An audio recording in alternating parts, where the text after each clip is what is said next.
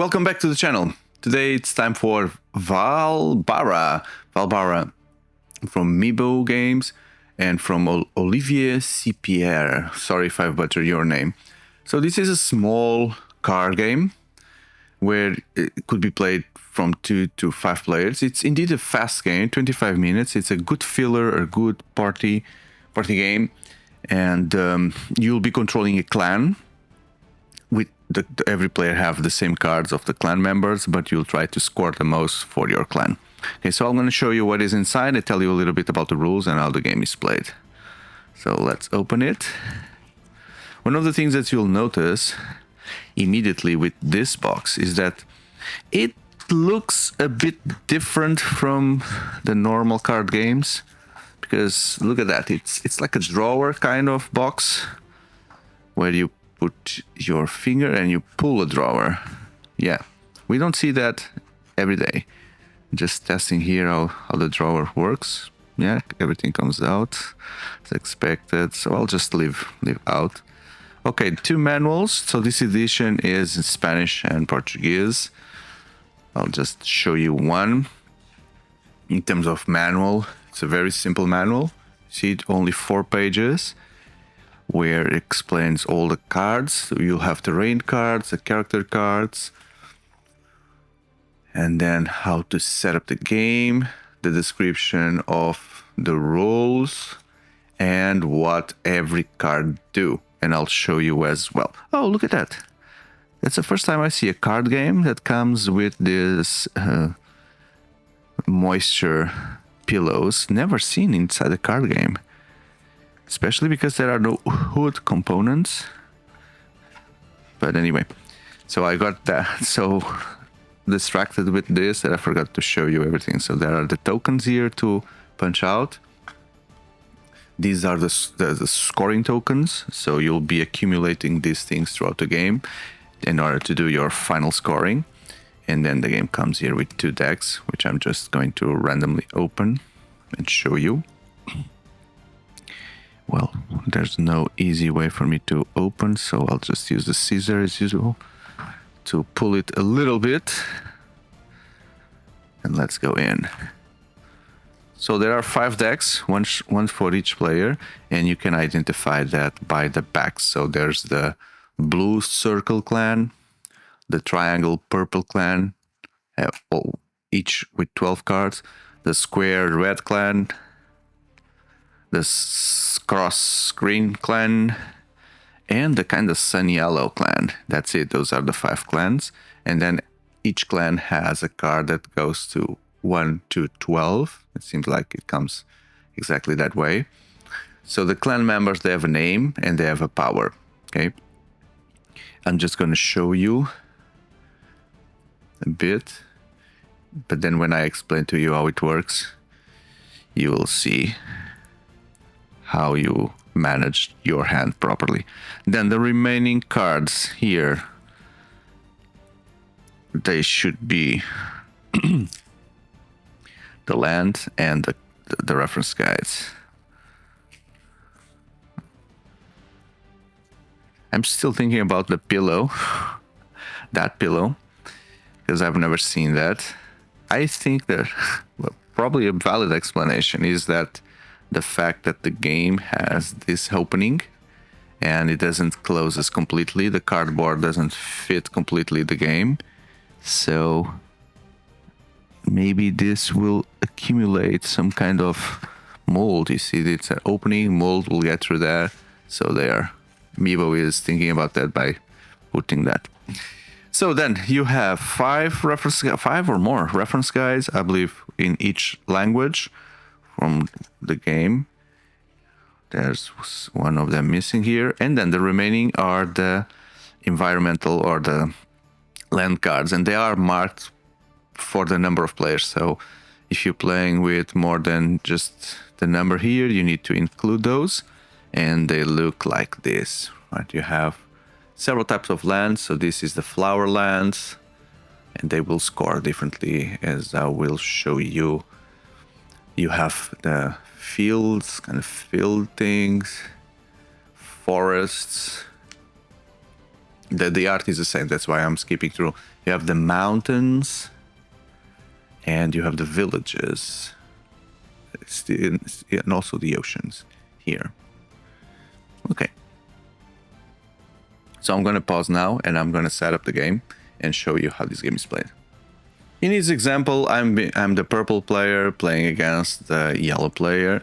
So then I have my 4 cards for the game, and we are fighting against or trying to get these first 2 terrains. Then they will come away, this slides down, and 2 more will come there. So you know what's coming next.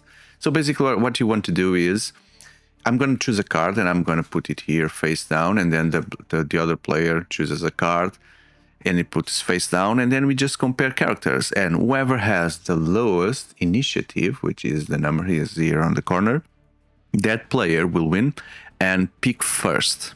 Okay, so you would want to try to win in order to pick the best terrain option you have there for your own deck. So for example, imagine that I pick this one here and I put it face down, and then the yellow player picks that one. We reveal both at the same time, and then I have a 1 and he has a 12. So I pick first. I would choose, for example, the villages, and they become part of my clan here on this side, and then naturally you would choose the remaining one, which is the oceans or the lakes, and then we slide down and we put 2 more like this. What happens in terms of if there is a tie? Then we need to look at the card backs from the lands. All of them are different. If you notice, that's a funny thing. All of them have a different order between the clans. So this mentions how the game should be untied if there is a tie. So for example, if I play the same number as the other player, then we take a look and we see that for this specific round, yellow would have the initiative, followed by blue, red, purple, and then green. So yellow, because it's the yellow, would win, and he would be the first to collect the land, and I would be second or third, depending on the number of players. Okay, that's it. And once you have 8 lands, the game ends, and you score your final points that you get from the characters and from the lands. So now I'm going to show you all the characters and tell you what they do and how they are played. Did I took a wrong one? Yes, this belongs there. Okay, so let's see them by order. Starting with number 1. So number 1 is the warrior. I know it's not in English, but let me help you. Every player that have a warrior on their hands, once I reveal my warrior, if other players also have a warrior, they can use it to gain 1 money. So it's a way for you. It forces the other warriors to come out from the player's hand if they want, and you could get rid of them because she's 1. She always plays first. So, but then it gives you a straight point for other players if they want to. Then on the second level, you have the bard, something like the bard. See, she is singing. The artwork here, it reminds me a lot of Senua, you know, the Xbox game, Senua, Senua, no, what's the name? Hellblade? Yeah, it's because of the horns in the head, etc. So when you play this, another player at your choice gains 2 points. So this is a very low card, so it will make you win for sure, but you give another player 2 coins. Then the hunter, or third place. Now this one looks more like Zero Dawn, Horizon Zero Dawn, because of the feathers and the snow, etc. If you manage to play before the other players, you get 3 coins. So if there is no 1s or 2s or 3s. Then on 4 you have the oracle. You gain 2 coins for each of your neighbors that played an odd number. Okay, if there are odd numbers, you gain 2 money. Okay, not sure if neighbors is just your next players or if you're talking about all the other players. I would need to check that on the manual. Then on 5 we have the carpenter. You get 3 money for each forest on your range. So forest would be these cards. So if you accumulate lots of them, then the carpenter goes in and gives you 3 money. Then we lost 6. Where's 6? It's here.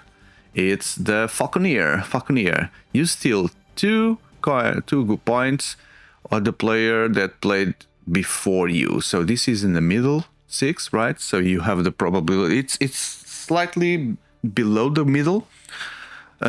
So you have the option, the opportunity to steal for to a player that played less than a 6.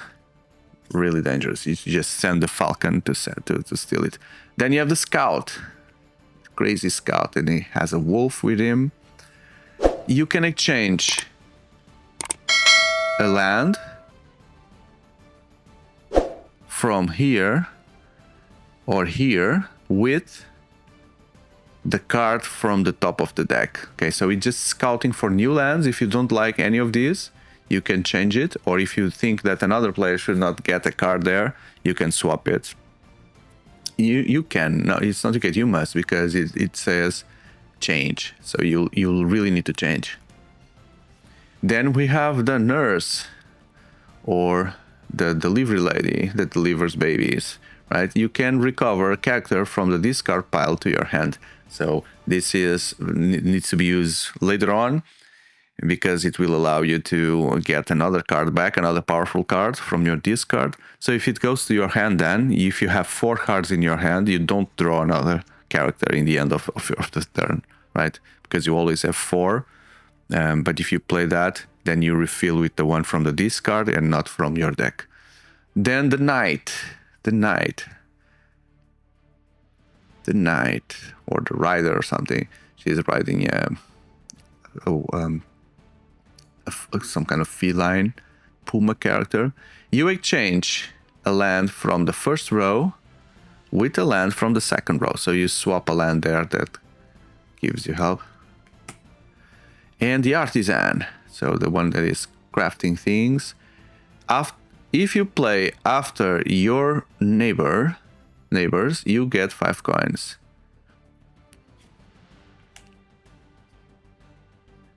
So then this one is a pioneer. Exchange a terrain from your kingdom with a card from below the bottom of the deck here, from there.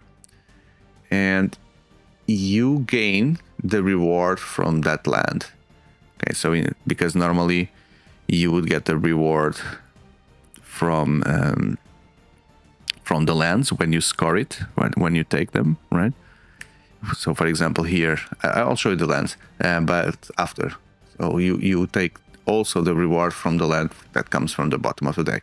And the last one is the farmer. The farmer, you duplicate the reward you get from a land. So this is very powerful to use when you know that you are going to score a lot. These are the 6 types of terrains that exist in the game. Okay, so I'll show you how to score. This is the flower field. So once you get this field, you get 1 coin or 1 point for every flower, including this one that exists on your land and on your left and right. Yeah, so I checked in the manual with the concept of neighbors is like 7 wonders. It's really your left player and the right player. So if you're playing with 2 or 3, it's all players, but if you're playing with 4 or 5, it matters. Okay, only neighbors, including yourself. Then you have the mountains. The mountains is pretty simple. If you get the second one, 10 points. If you get the fourth one, 20 points. And that's it. Less or more doesn't make a difference. Then these plains here, you get 2 for each you already have. So this one counts 2.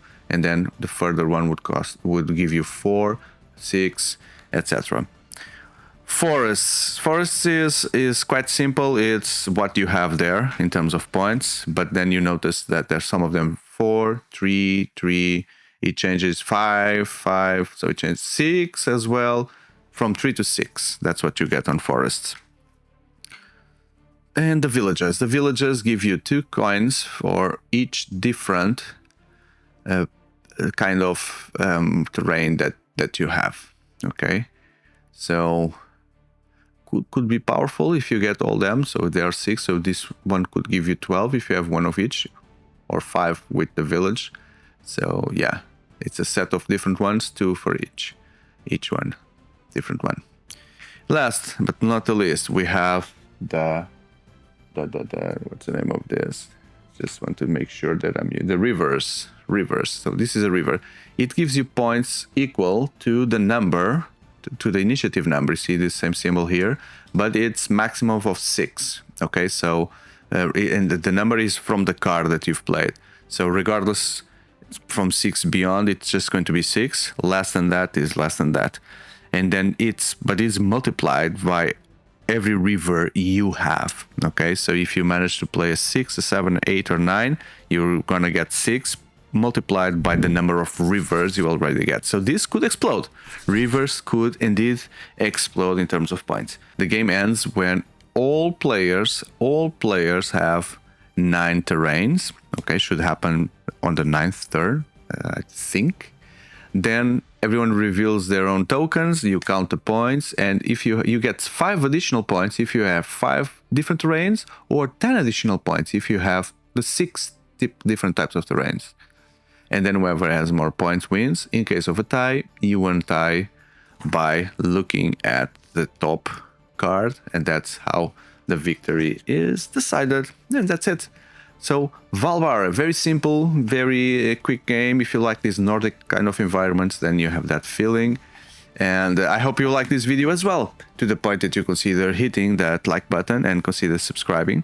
So I have lots of playlists for board games, as well as playlists for all the major card games out there, as well as I have a podcast called The Table Talks in the channel, where I'm interviewing people to get to know their projects, their stories, their profiles while playing board games online. So I definitely think that you will find interesting content in the channel, to consider subscribing and to be part of this community. Thank you very much, and I hope to see you on the next video. Goodbye.